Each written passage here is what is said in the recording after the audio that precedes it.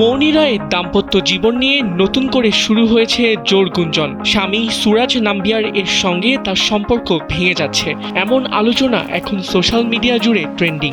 ভারতীয় বিভিন্ন গণমাধ্যমের দাবি বেশ কিছুদিন ধরেই আলাদা থাকছেন এই দম্পতি।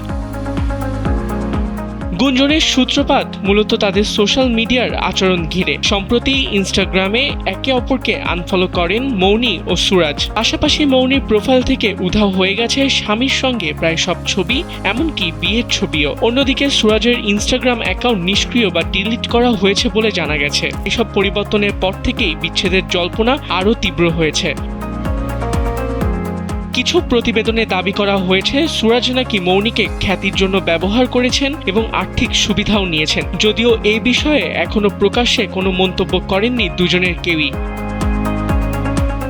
2019 সালে দুবাইয়ে প্রথম পরিচয়ের পর 3 বছর প্রেম করে 2022 সালের 27 জানুয়ারি গোয়ায় বিয়ে করেন তারা। বাঙালি ও মালায়ালি রীতিতে হয়েছিল সেই আয়োজন।